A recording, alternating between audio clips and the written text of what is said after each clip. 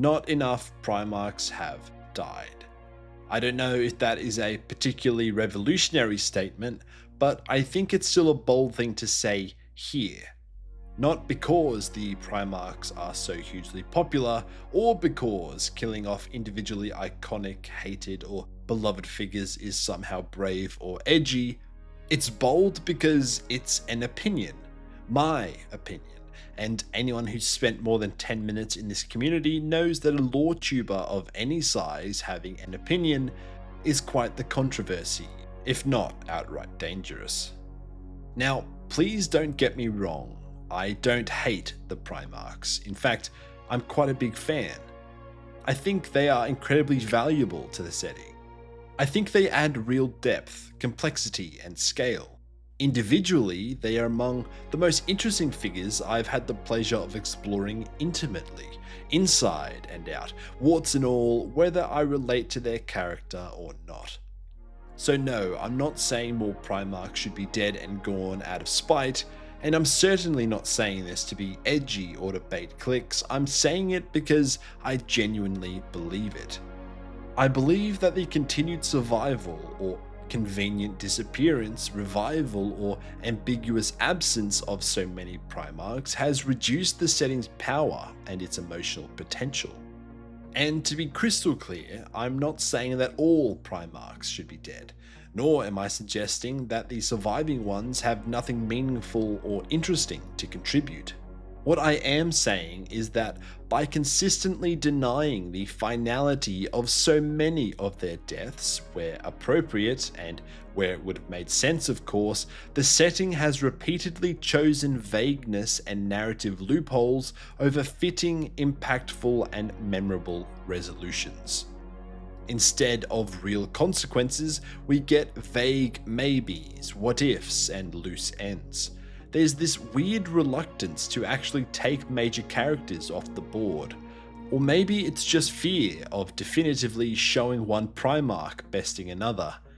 Well, unless you're Ferris, of course. Poor guy. And this reluctance to commit robs some of the story's biggest moments of their weight. Characters like Russ, Vulcan, Korax, Khan, Lorgar, and Perturabo, to name a few, in the aftermath of the heresy and the siege, feel like they're caught in some narrative limbo. They're not dead, they are not really active, not really evolving or contributing.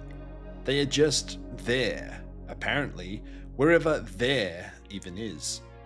Their arcs are left hanging up in the air, and that lack of resolution, I would say, drains the potential impact that more consequential endings could have had.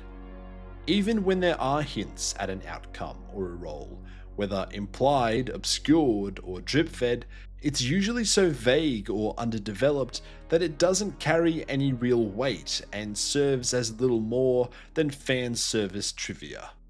If these characters had been given something concrete, something with purpose, their arcs could have landed and been resolved with far more impact.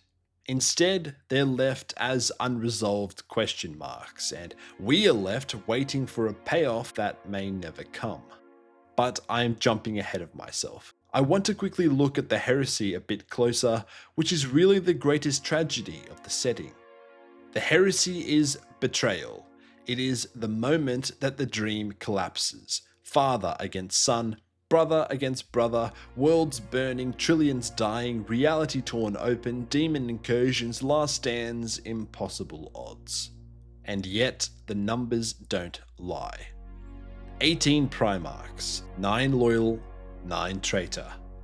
After 63 books, dozens of supplements, countless duels, battles, and apocalyptic showdowns, only 4 Primarchs actually die in the heresy. Ferrus Manus, Sanguinius, Horus, and Alfarius, and yes, Alfarius is definitely dead. If we are generous and include Conrad's death after the heresy, then that brings us up to 5. 5 Primarchs dead out of 18. The rest? Well, they all get to drift off into foggy half endings. They are, or were, missing, sleeping, lost, or ascended, each saved multiple times by convenient interruptions, sudden extractions, or miraculous escapes.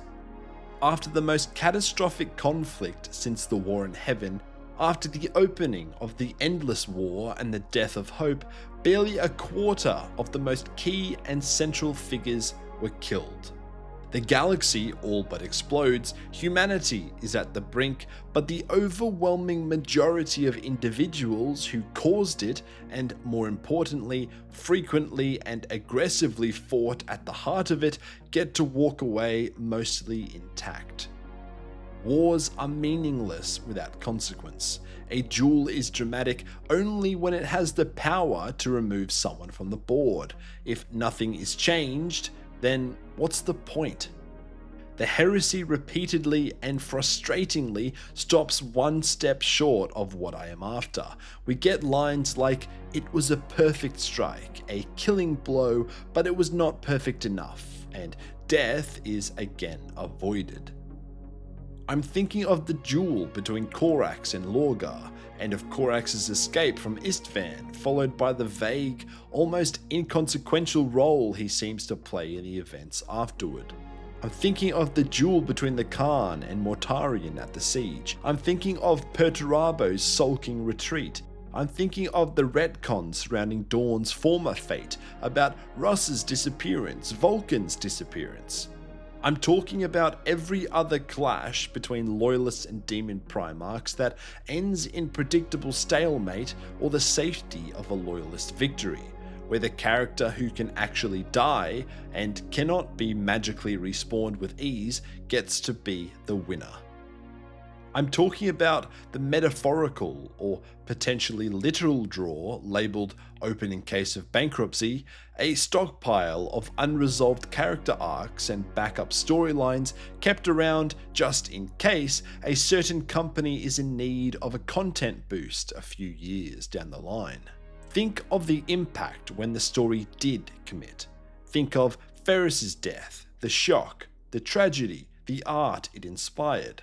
Think of Sanguinius's death. Think of how he became the emotional core of the setting, the symbol of sacrifice and the death of hope. Think of Horus's death, its implications, and how it defined everything that followed. Those moments matter because they actually mean something. They carry real weight, sometimes literal, sometimes symbolic. They bring proper closure and leave an impact, not just on the characters, but on the wider setting. All too often, Primarchs aren't allowed to break, be defeated, lose everything, or reach a final moment of meaning. Too many expectedly dramatic moments end up feeling hollow, because no matter how intense or well written the fight may be, we have all learned they're not going to die here.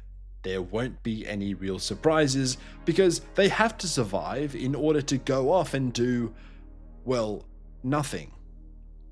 And that's the sad part. There could have been surprises and twists, especially during the siege. There were so many chances to resolve those ambiguous fates and bring proper closure to key arcs. What's frustrating is that similar reversals have already happened, just in the other direction, a la Dawn. So why couldn't that same level of narrative commitment be applied in reverse? Why not take a character assumed to have survived and mysteriously disappeared in older lore and instead bring about a meaningful end in the newer releases? And when these missing Primarchs inevitably return, years or decades down the track, what will they bring with them? Another ideological clash? Another Primarch stunned by what the Imperium has become? Another spiral into civil war and a replay of the heresy? It'll be the same core ideas, just presented in slightly different ways, dusted off and recycled. It worked with Guilliman. It's sort of working with the Lion and the Demon Primarchs, but I don't see how it can work 10 more times. Millions die nameless around the Primarchs. Legions or chapters are gutted. Worlds burn. The tragedy is offloaded onto the masses, while the central figures drift safely above it all. And so we are destined to be left with drip-fed Primarch returns over the coming decades, each arriving only when it's likely deemed commercially convenient. Many are quick to argue that the setting is shaped by such business strategy, that Primarchs are kept alive or left in ambiguous limbo in the modern setting because they might be useful for future releases. They're seen as tools for generating hype, driving model sales under the belief that dead characters don't sell as well, or giving the setting a boost when needed. Ferris and the Iron Hands are often pointed to as proof of this logic. His death was pretty quick and decisive, and his legion has never truly returned to the spotlight. But then there's Sanguinius, arguably the most beloved Primarch, and undeniably dead. His influence hasn't faded at all. And what about Horus, Alfarius, or Conrad, all canonically dead, all with massive fan bases, and none of them struggle to sell books, models, or interest? If the lore and the tabletop are so tightly linked, then what exactly is the logic? Why kill any character who has a model? And if death supposedly limits a character's value, why do so many dead characters, like those I've just mentioned, still receive model representation and remain central to the setting? For me, the refusal to let characters die undermines the foundation of the setting. This is the grim dark after all.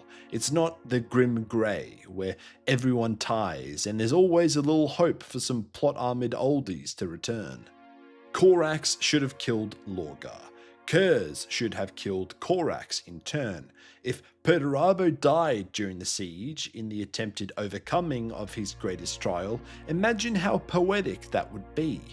The Khan sacrificed himself to banish Mortarion and retake the Lionsgate spaceport. His soul literally left his body. What better moment could there be for a true ending? But no, racing off after some Drukhari tale is something more gripping apparently. But that's all just my opinion. What's yours? Anyway, thanks for watching. Dystopian Chimp, out.